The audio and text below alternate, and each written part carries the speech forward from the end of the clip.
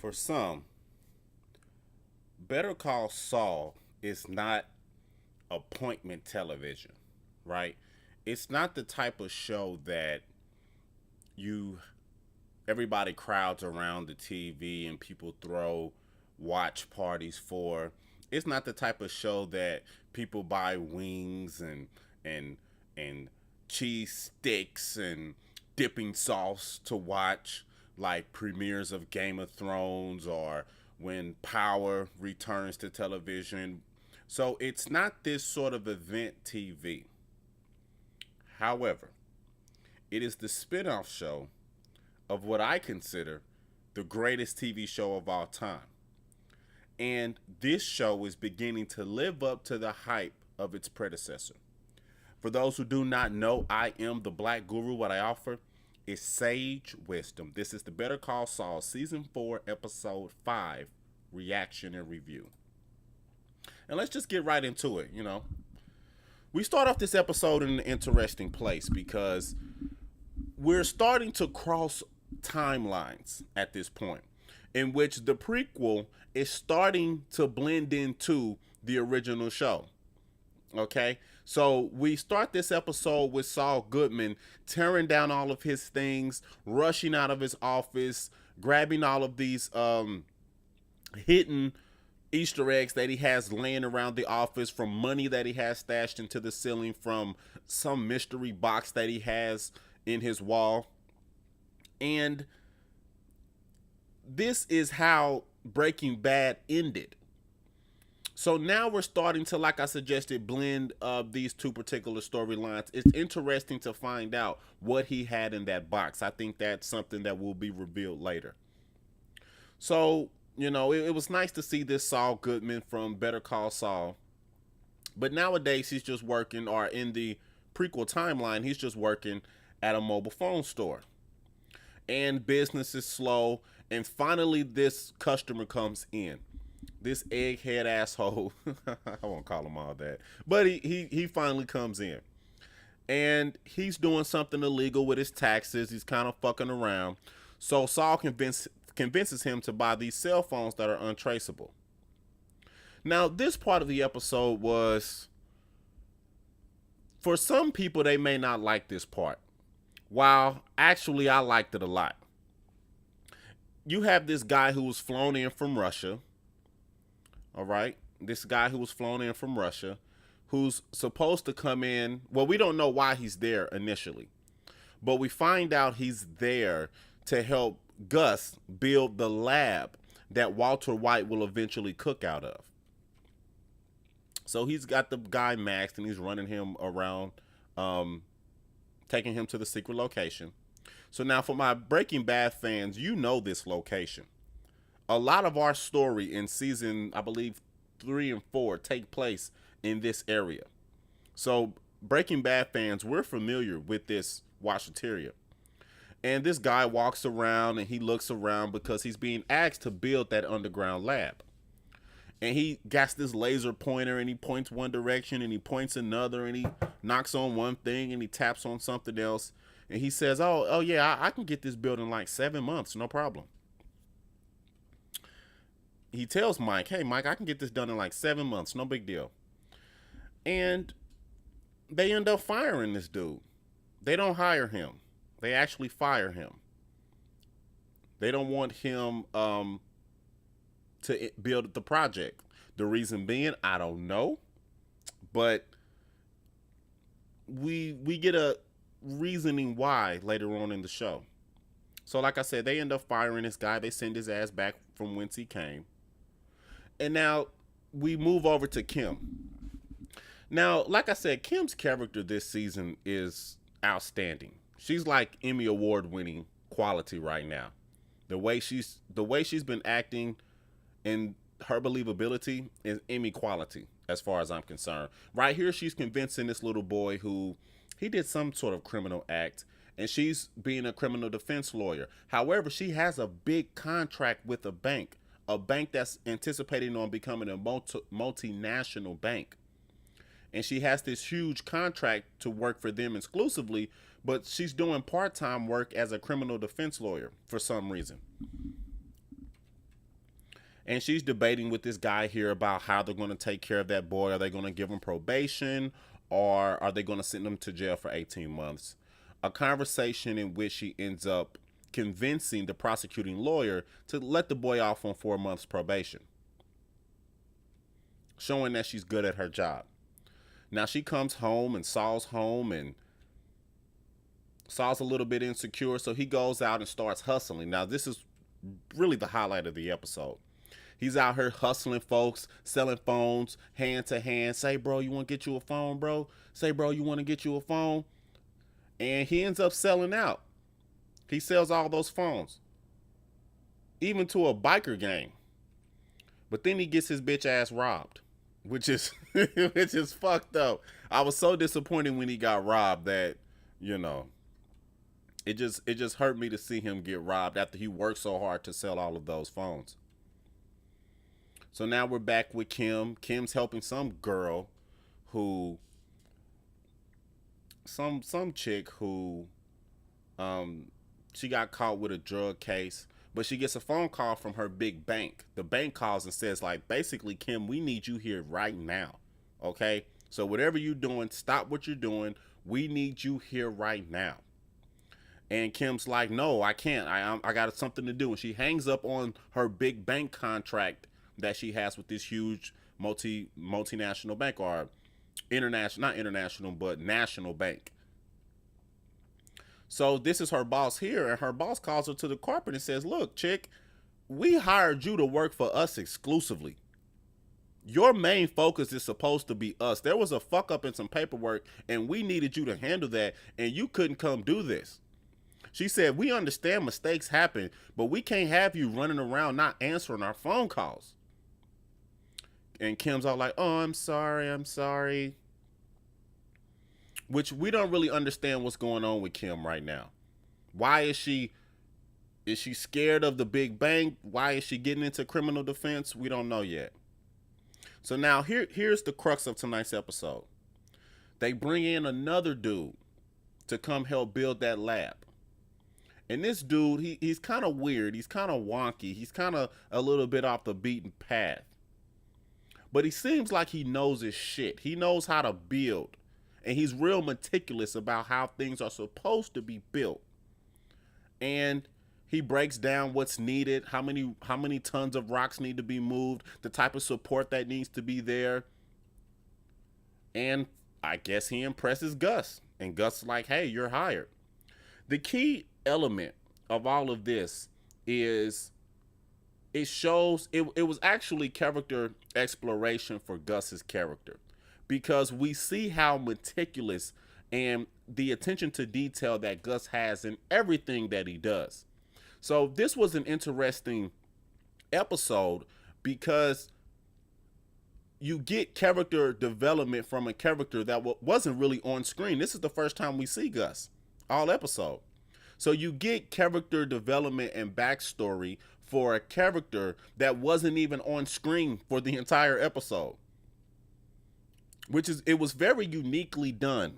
I can't think of anything off the top of my head that reminds me of character development and a character arc for a character who wasn't even on screen, who makes one appearance, but at the end, or once he makes this appearance that you see in front of you, Gus's mentality, his ideology is further cemented based on the events we've seen in this episode. So I gotta commend this show.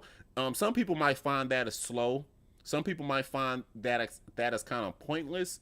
But the point that I got from it is giving Gus's character more depth as far as how he handles things. Now, we already knew Gus was meticulous. Gus was focused. Gus doesn't really dilly-dally around, if you will. We know he's very meticulous about how he goes about things, and this episode helps expand on that. So now we get the scene here in the bathroom, which was important, and then we essentially end the episode here. So my overall thoughts about this episode is I liked it. It wasn't no big episode. Like I said, Better Call Saul right now, it's not appointment TV. It's not a big gotta watch as soon as it comes on, type of show, like a Power or Game of Thrones or used to be like Walking Dead, and some of these shows where people buy wings and cheese sticks to watch.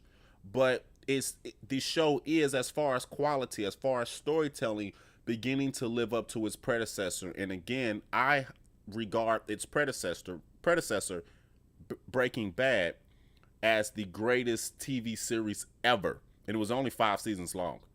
And I consider it the greatest TV series ever.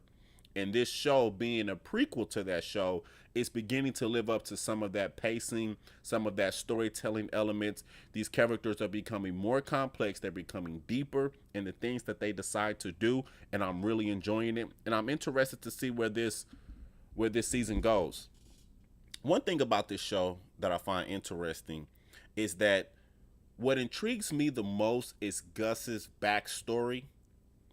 And I wish we can get deeper and deeper into Gus's involvement with the cartel and how Gus came to be, because he's a bit of a mysterious character.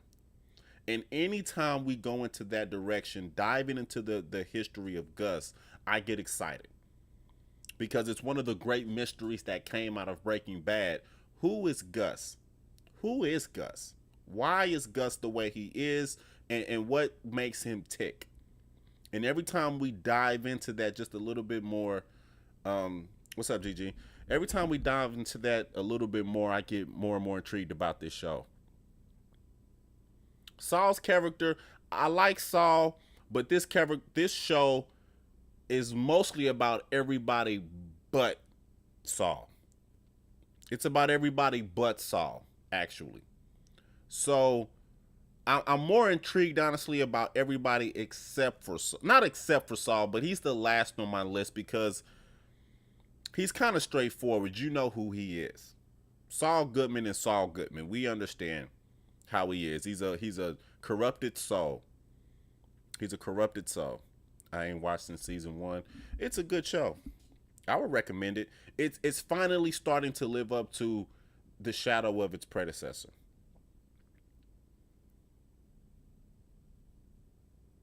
So without a doubt, man, this week's episode was good. I liked it.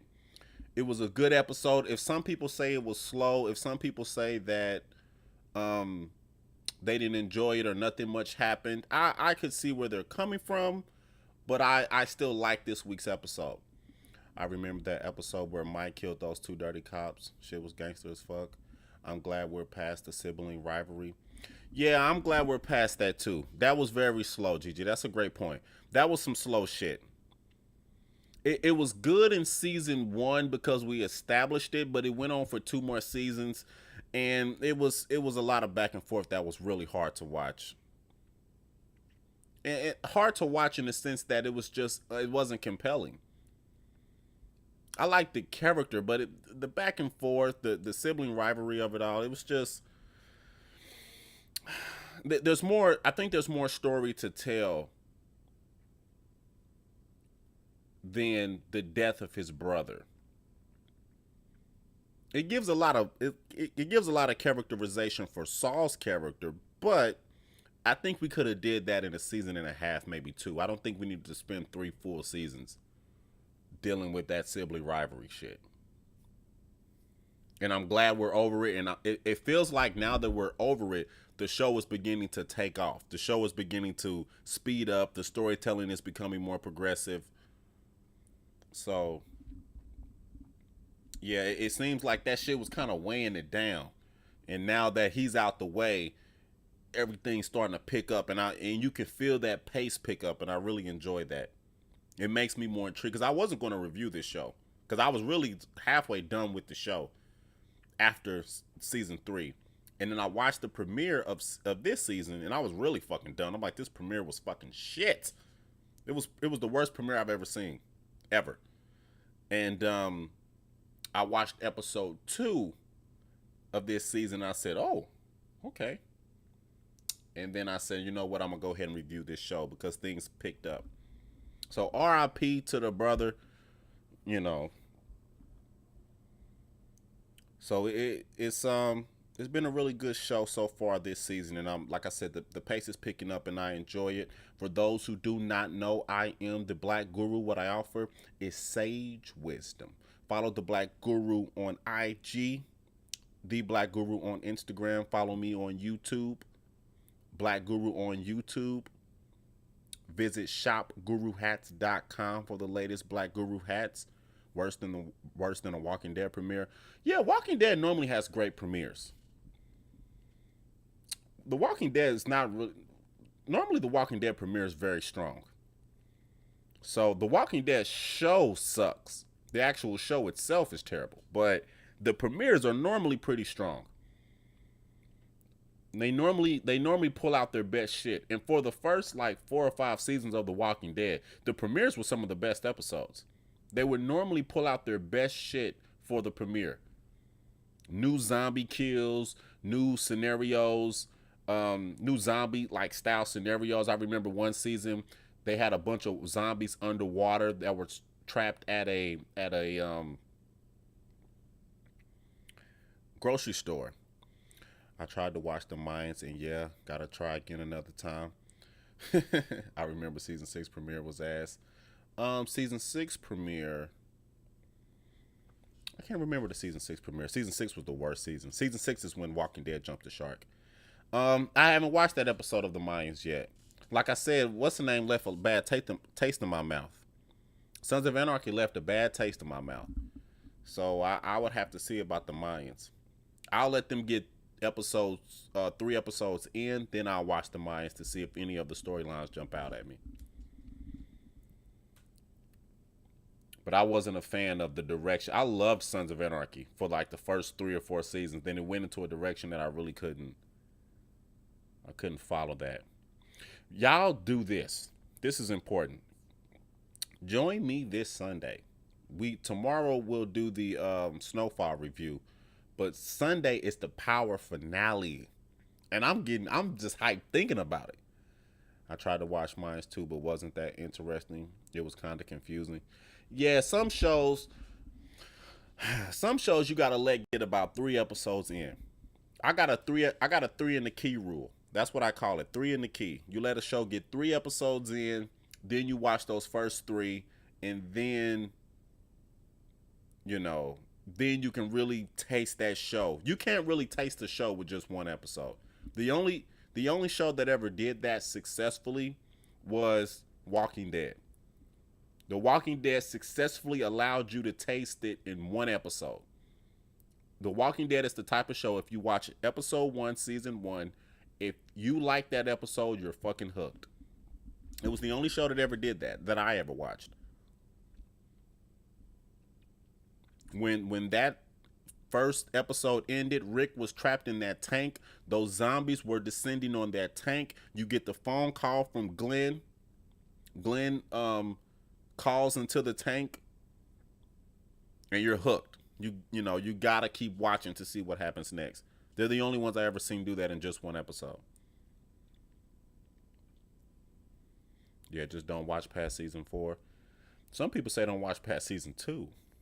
Some will make that case. Ironic that it's the worst show. It's the worst show now. But at the time, Walking Dead was the fucking shit. It's only bad now because it was so good. But yeah, premiere was classic. It was classic. You get the scene of Rick walking on that horse into the downtown Atlanta that was completely deserted, that all the cars were going one way, and he was riding the horse into town on the other. Yeah, that's a very iconic episode. Did you watch the Mayans? I haven't caught it yet. I haven't caught the Mayans yet.